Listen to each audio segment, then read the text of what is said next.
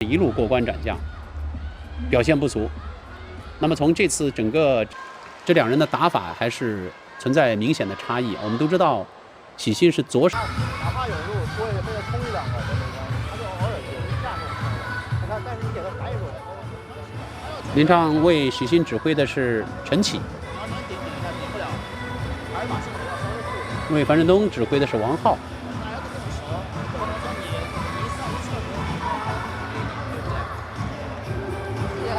其实随着乒乓球技术的这个发展啊，尤其进入到现在这个40+的大球时代啊，对于这个直板打法的这个空间呢是越来越小啊，不像这个早些年。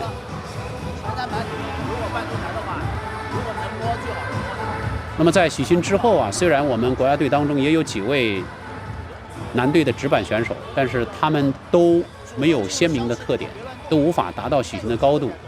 所以很多球迷就认为这个许昕是目前直板最后双方战成1比1平。全场的球迷朋友们，相信大家已经这一局呢还是许昕在7比9落后的情况之下呢实现了逆转。接下来的时间，大家的掌声、呐喊声更热烈，我相信比赛一定会更加精彩。在局间稍事休息的时候，我们为大家再送上一个明星学院的实景彩排，美联航闪耀。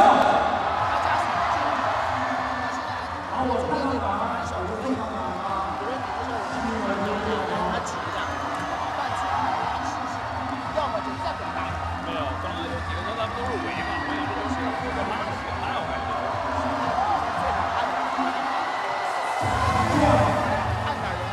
希望我们接下来的奥运会双长百短之间还有一个就我们这个行啊，这个是不是？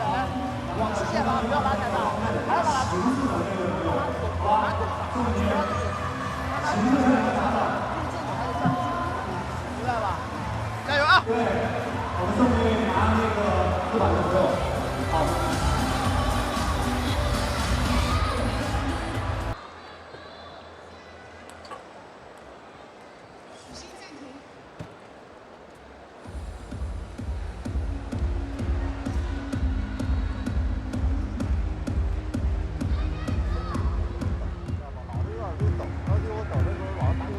后面又变成很小。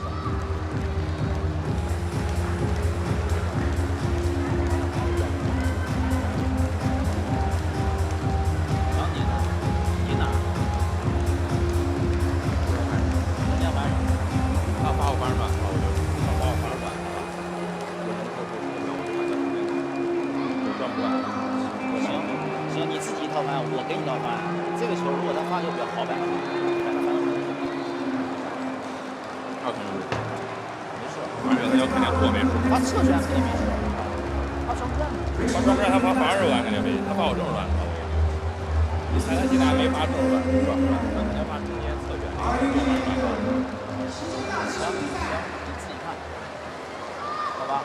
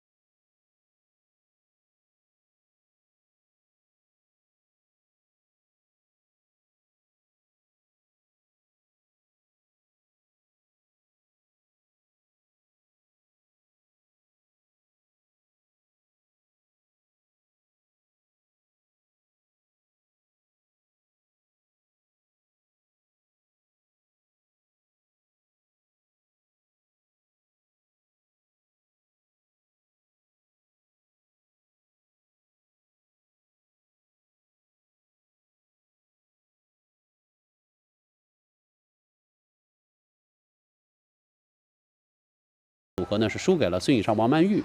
那么所以接下来呢，可能女队呢还在这个双打人选方面，这个组合方面可能会有所考量。混双呢，新闻组合也杀入最后的决赛，因为刘诗雯呢还在一个状态的恢复过程当中，这样的结果呢也算正常。好，继续来关注樊振东和许昕的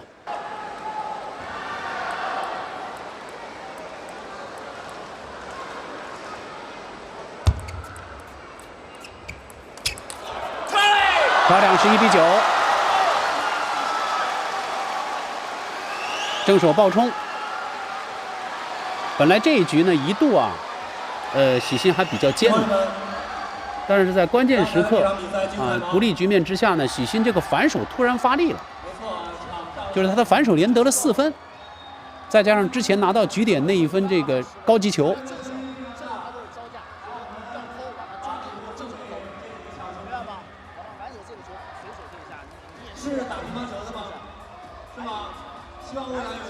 现在许昕3比1了，加油好不好？所以今天晚上啊，这个女子单打和男子单打的决赛呢，赛前肯定是更多的球迷可能相对看好世界排名第1的陈梦和樊振东，啊，但是第1场女子单打的最后的结果呢是王曼玉击败了她自己的鼓手陈梦。那么现在呢，许昕面对樊振东的以往的交战成绩也是落于下风，但是目前又取得了3比1领先的一个良好局面。我们看樊振东能不能实现自我救赎啊？还是许昕这场比赛呢能够强势到底？领先的时候不要有耐心，再去小心，是吧？或者要不出就直接出去了。许昕呢之所以啊被很多球迷亲切地称为这个乒乓球人民艺术家，就是在于他打球确实好看啊，他凭着自己这种梦幻的脚。好吧，反手这边给球给的很好，还回来完了，这时候就拔住他就 OK 了。这会儿已经发不出力了，哎，都发不出力，明白了吧？站住，别怕，反手也行，站住的，对吧？这个可以，而且再一个，你和你中间，或者你和你反手跟反手接你这样子，他这你往这反手一下，他这靠他就要算分，我这一下有可能就要补正了，这个球要坚决，啊，没关系，打挺好，对吧？现在别往这边用，啊，这个。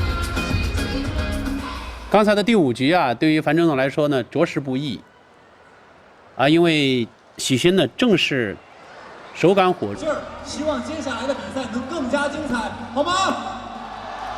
我们用人浪的方式，从我左手边的位置。樊振东呢正当年啊，而且呢，在中国乒乓球男队当中也是出名的这个身体素质好。1、2、3，起！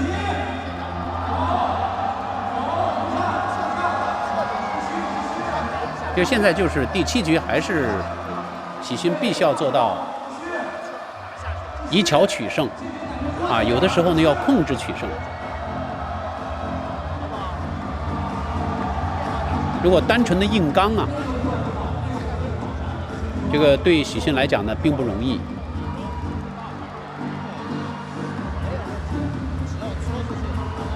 早些年我们看马龙对樊振东之所以呢战绩是碾压，主要原因还是在于马龙作为一个战术控制大师，他能够通过这个前3板啊，通过他细腻的发球控制住樊振东。樊振东呢有硬实力，但是缺少一些变化。不过这2年呢，这个樊振东又成长了，技术变得更全面。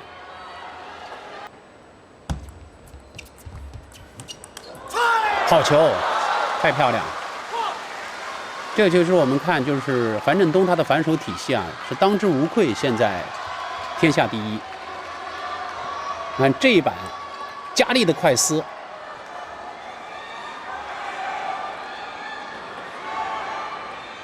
稳定的。好的，要祝贺樊振东获得南阳站呢男子单打的冠军。那么许昕呢，同样也是获得了非常好的名次。这场比赛呢，确实让广大的球迷看到了世界上，乒乓球男子单打最高水平的对决。再次感谢所有球迷的关注。在稍后为大家带来的是2021年法网公开赛第1轮的直播。好，感谢您收看，我们下次节目再见。花开5月，心动南阳。经过5天的激烈角逐，国乒选手们为南阳的球迷。